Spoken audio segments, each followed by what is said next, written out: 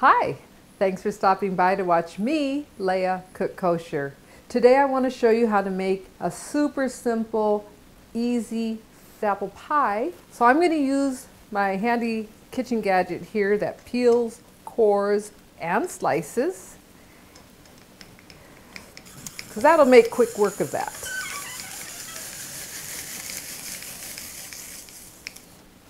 Don't forget the complete recipe and instructions are on my website, leahcookskosher.com. That way we don't have to run through all of this. Our apples are all peeled, and I'm just going to break off the little bits of core that might remain. Cut them in half. It's about 2 pounds of apples for a 9-inch pie. Apples do settle down while they're cooking, so I like to pile my apples pretty high. So apples are all peeled, and we just need to add some flour and a little bit of cinnamon, and we have our sugar to add. As much sugar as you like. Some people like a more tart apple pie, some people like it sweeter. I'm sort of breaking these with my fingers because I know that's going to have to fit in that pie shell. That's all there is to the old-fashioned apple pie filling. I'm going to go ahead and get my pie dough out of the fridge so I can show you how to roll out that crust. Okay? Be right back. All right, I'm back with my pie dough. As you can see, the bowl is nice and frosty. You might also notice I didn't form the dough into a real tight ball. I just basically, when I mixed it, brought it together with the water and transferred it. You don't want to overhandle dough. I'm going to put a little bit of flour on my board. I'm using this marble today. I don't want to cut directly on my countertop. If at home you're using a wooden surface, go ahead and flour liberally, because this being so moist, it will be able to handle that extra flour. So I'm taking a ball, pushing it down, put a little more flour under there, more on top, and then I'm going to take my rolling pin and lightly roll.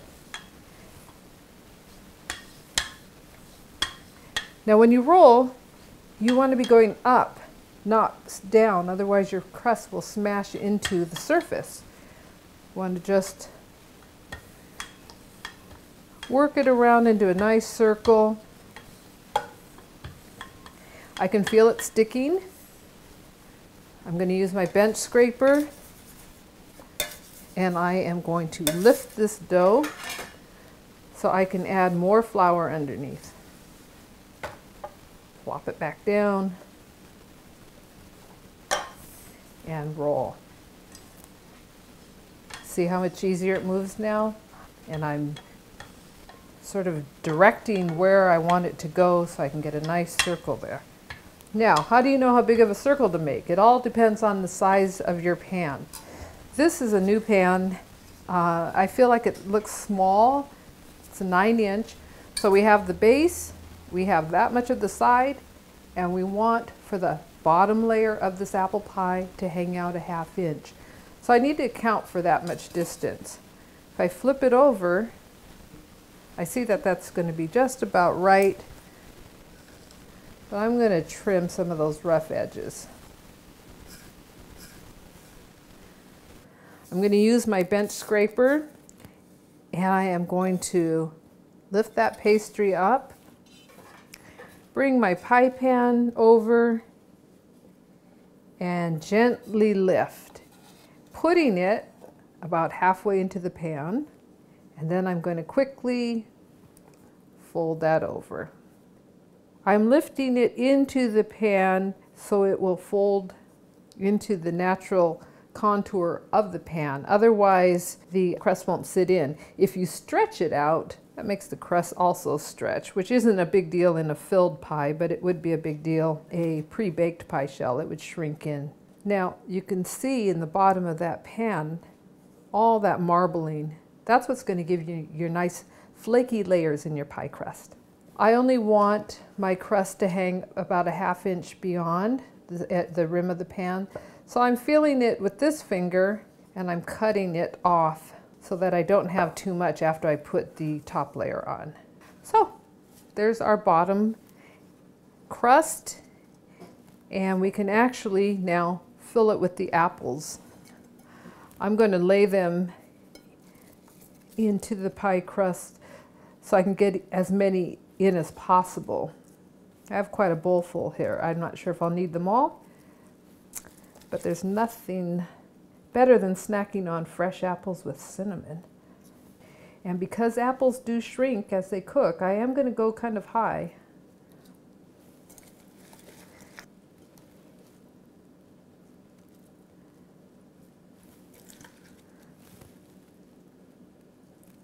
I do want to get all that extra cinnamon, so I'm just going to hold those other apples back and put that on top. It's just a little bit, but now I have my crust filled with apples, and then we're going to dot with more margarine.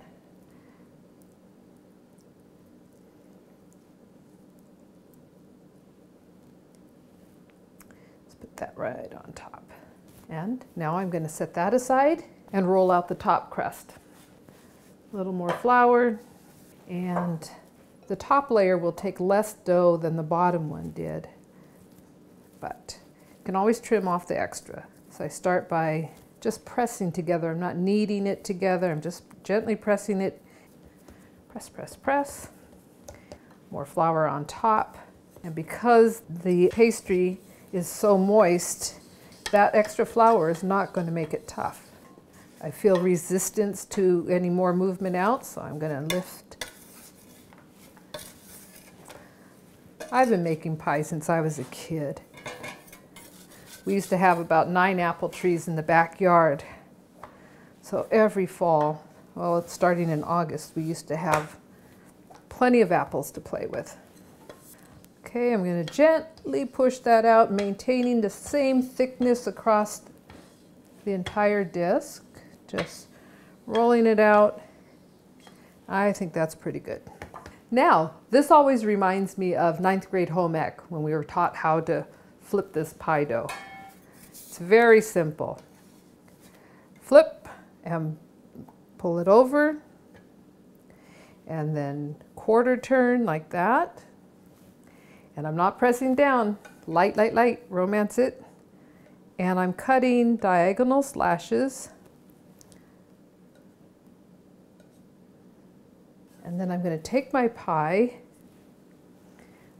lift this up and put that point right in the center. I'm going to flip it back. And then we go one more time. I'm pushing the top crust towards the center as I press it onto the rim of the pan. I don't want to stretch that because I don't want the pie crust to shrink. Now that I feel like it's pretty stable, I'm going to trim off the excess. It's going to extend a little bit beyond the crust that we have in the bottom. See? And just go around. You can also use kitchen shears, but sharp little knife, and take off all the excess. Now I'm going to take my fingers and I'm going to roll that top crust. See the difference? This is shorter than that one. I'm going to fold this one over and I'm rolling it under. And that's going to seal the juices of that pie as it starts baking. We don't want the layers to separate.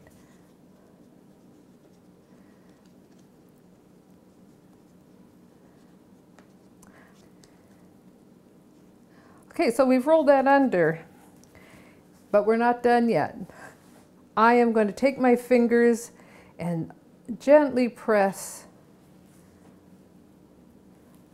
a really defined ridge there. Okay. And then I'm going to take 2 fingers, and I really like to work off the edge.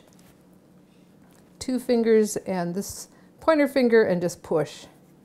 to get a nice scalloped edge.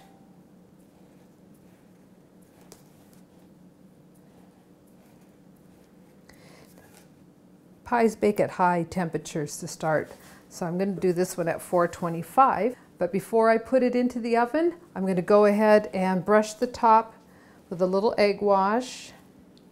That'll help give it a sheen.